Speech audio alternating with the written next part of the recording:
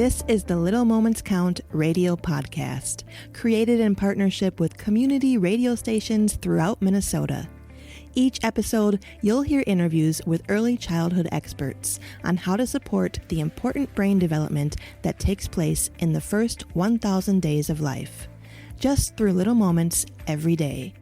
Learn more at littlemomentscount.org/podcast. It's a good day to be Indigenous. Get up, stand up. They are going to become more brutal. Because all the hippies were trying to be Indians anyway. They're going to become more repressive because it's a matter of dollars and their illusionary concepts of power. Hey, Victor. We must live in balance with the earth. And also with recent happenings at Wounded Knee. I am awake. Welcome to Native Roots Radio presents I'm Awake, and I'm your host, Wakanja Hade. Hey, Kadagi to all my friends and relatives in four directions. This is Robert Pilot in Washington, D.C., and you're listening to Native Roots Radio, and we discuss local and national Native news and events. And I want to just say that this portion of Native Roots Radio is brought to you by Little Moments Count. Little Moments Count is a statewide collaborative focused on helping parents and caregivers learn about the importance of brain development in the first 3 years of life. For more information, you can visit littlemomentscount.org. Ogimaa, I'm here in Washington, D.C., and Ikwe is going on today, and we're really happy to have our guest on. Native Roots Radio is really excited to be partnered with Little Moments Count to host these conversations focused on early childhood development. We've been welcoming monthly guests to talk about how they view the role of early childhood development and bright futures and strong communities for Native people throughout Minnesota. And we're excited to have them back, and we'll have them again in the future as well. Welcome back, Barb. Hey, there they are. Hey, I just want to say Native Roots Radio is all over Civic Media Network all over. And I'm in Washington, D.C. supporting Ikwe. So the timing of this show is awesome. And I want to just jump right into the questions, you guys. Do you mind? Can I get Lucy? Can you tell me about the professional development initiative that you and Indigenous Vision are working on? Sure. Well, I wouldn't say me personally. I currently work for the Department of Ed in the Early Learning Services Division at the state of Minnesota. I'm a longtime early childhood professional. I've been a teacher, director. I've led professional development. And in my role at MDE, I really started to think critically.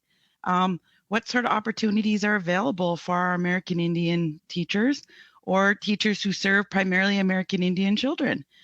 And I thought, I was in a position and had some funding. And so I reached out to Indigenous Visioning and see if they would partner with me to learn from our early childhood professionals in the community.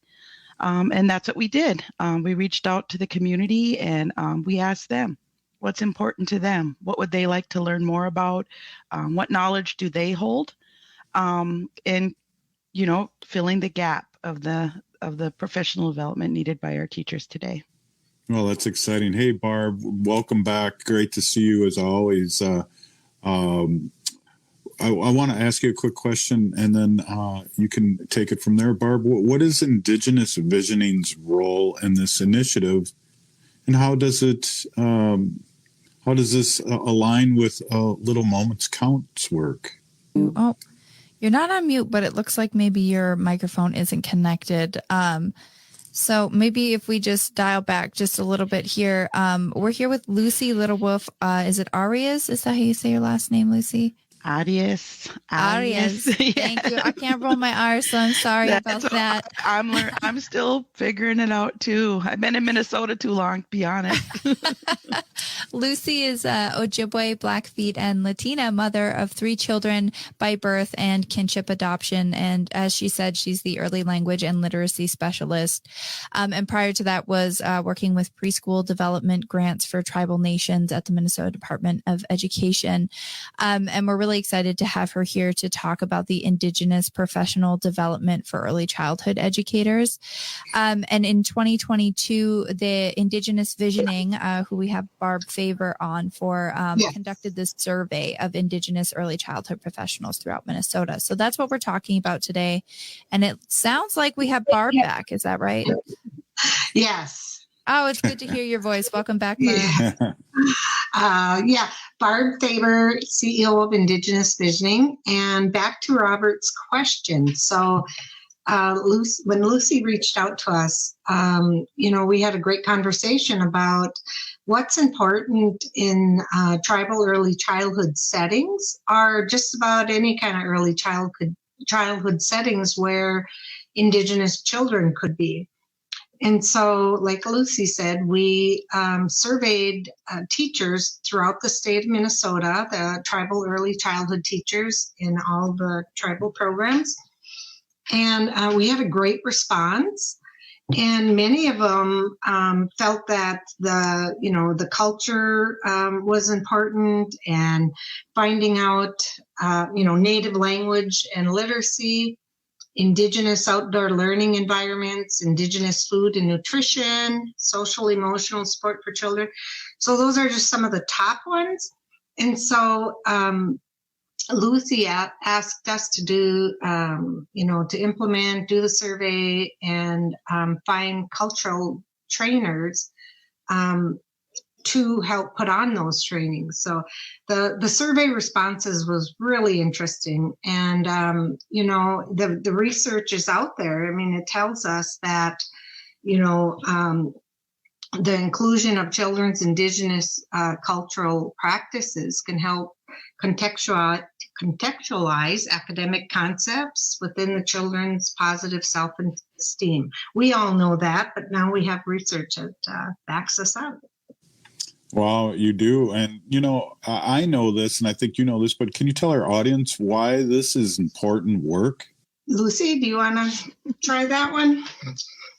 It's who we are, right? We're all born with our gifts, and we're all born with a path. And as Indigenous people, it's important that our teachers can be our knowledge holders and share that with us. So, it can be a complicated answer or very simple. It's who we are, and we deserve to have the opportunity to learn more, and how it looks and how it feels, and what it means. Wow. Yeah, definitely. Go ahead, Barb. And Robert, some of the other research that we looked at, it's, when you offer culture and language in a classroom with children, it's a strong support to reverse historical trauma. It helps develop them a strong cultural identity. They learn cultural teachings, prevent culture loss for the entire community. So it can be a feeder program to get back the culture and the language in our communities and our families. That's super important. You did a survey. What else were the results in this survey, or did we cover a lot of it?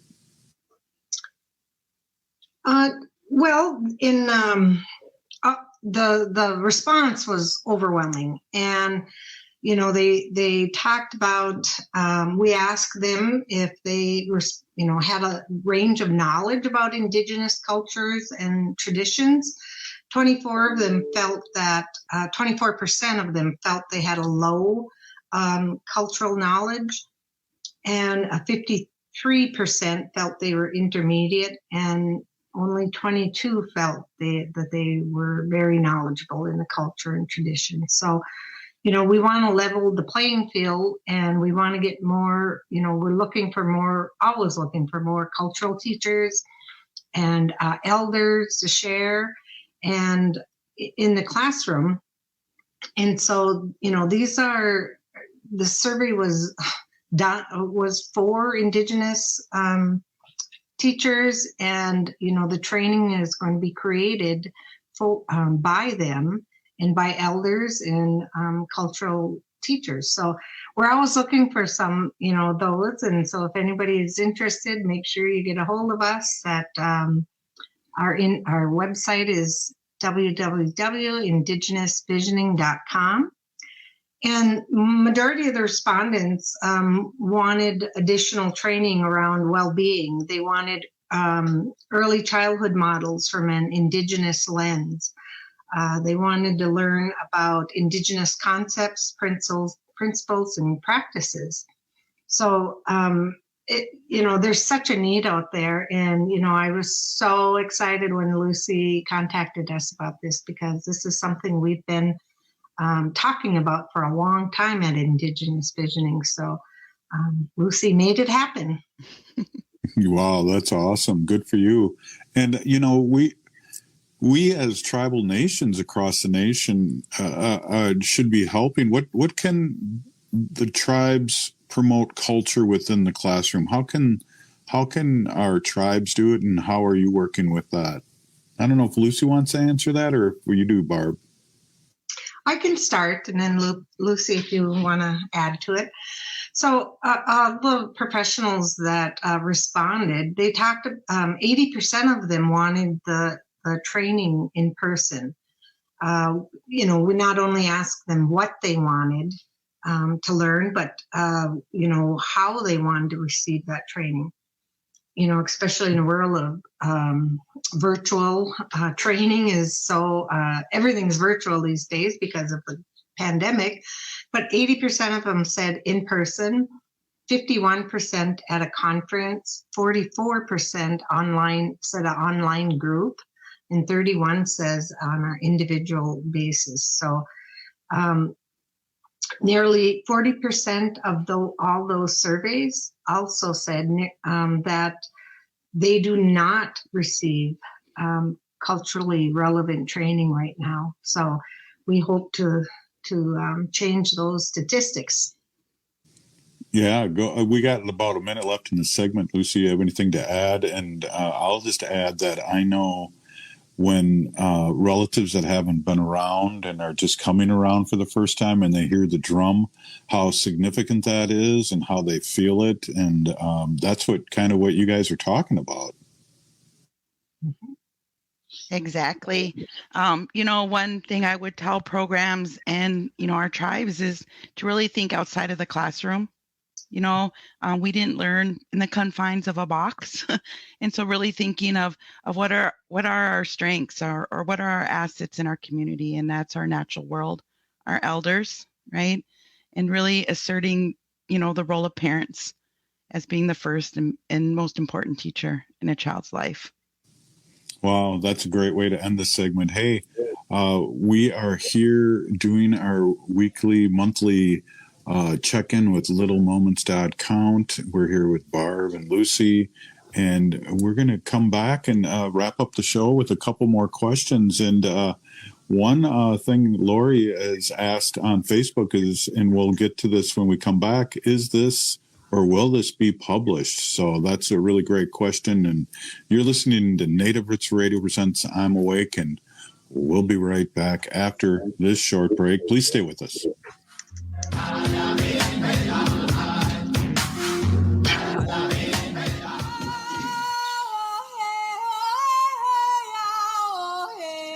This is Leonard Peltier.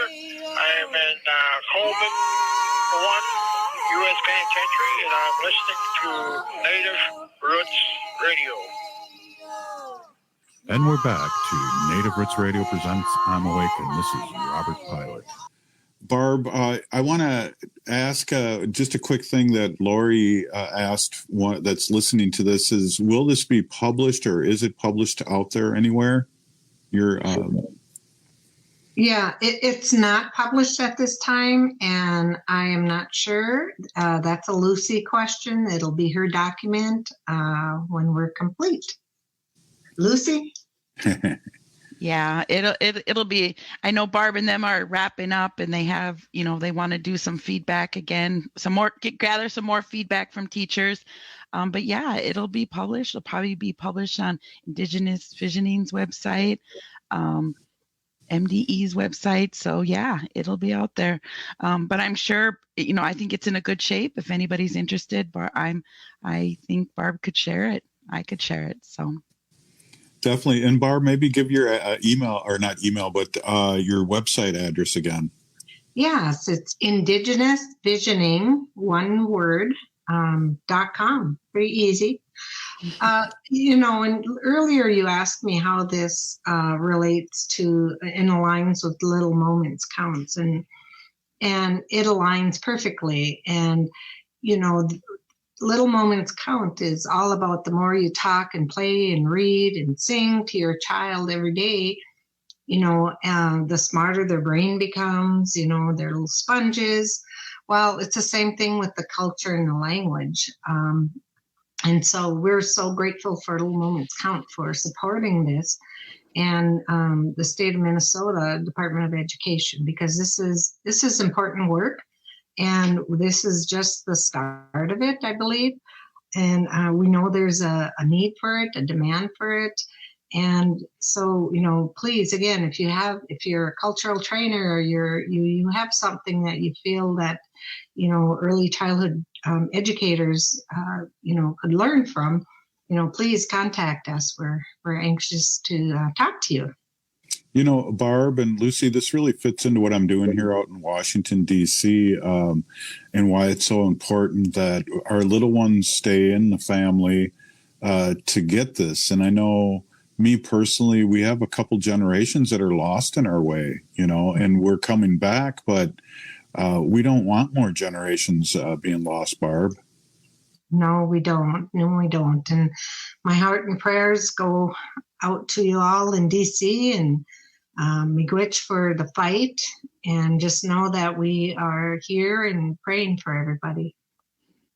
Right. And it just really fits into your work. So it's just makes so much sense that we need to, really teach our little ones our ways, because they are our ways. And again, I talked about a little earlier how I see family members, how the drum affects them, how language affects them inside.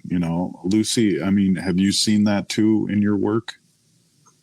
Oh, definitely. And even with myself, I was blessed to work alongside a first language speaker years ago.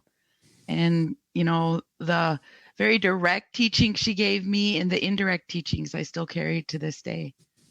So definitely. Yeah, definitely.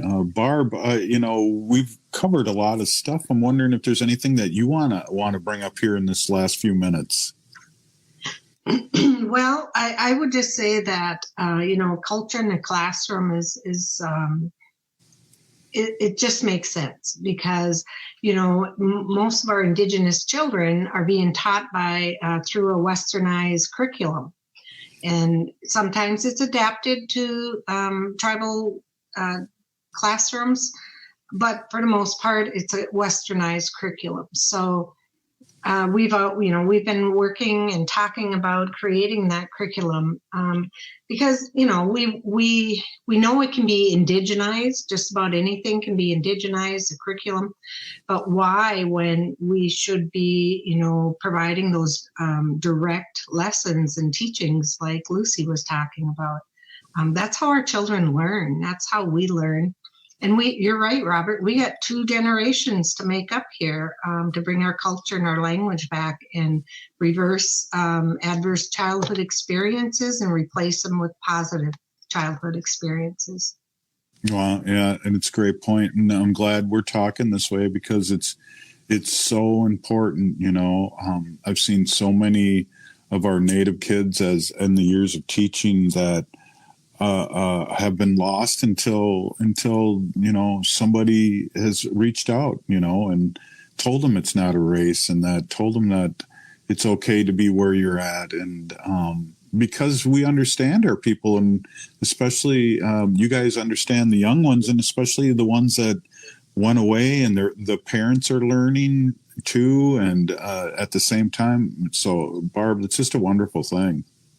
Thank you, Chimagwech. And that's why we created Indigibox. And I know we've talked on this show about that, but it's the same concept. We're trying to get more culture and language and things that are familiar with our kids, things from home that they're familiar with.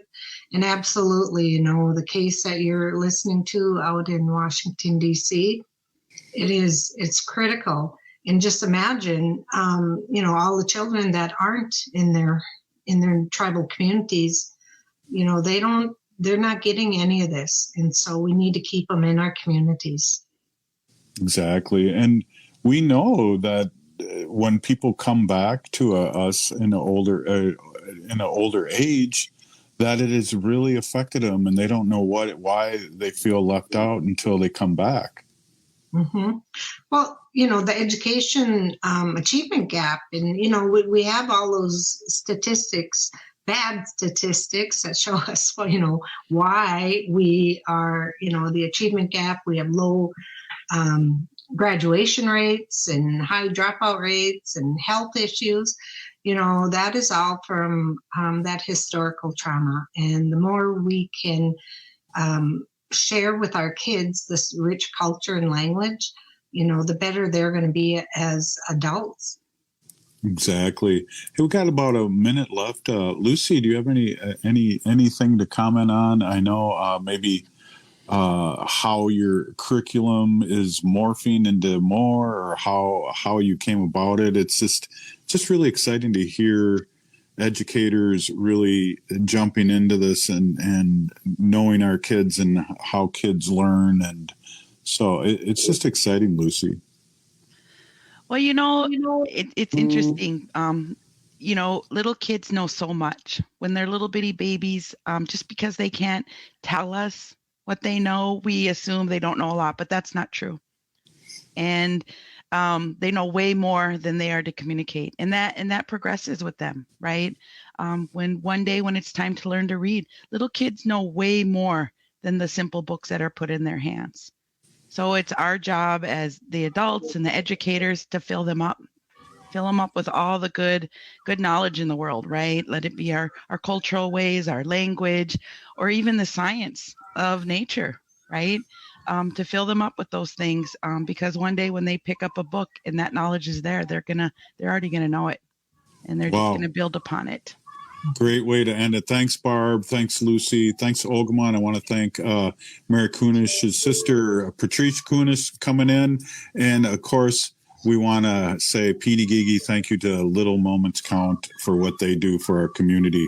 We'll be back tomorrow. You're listening to Native Roots Radio Presents I'm Awake.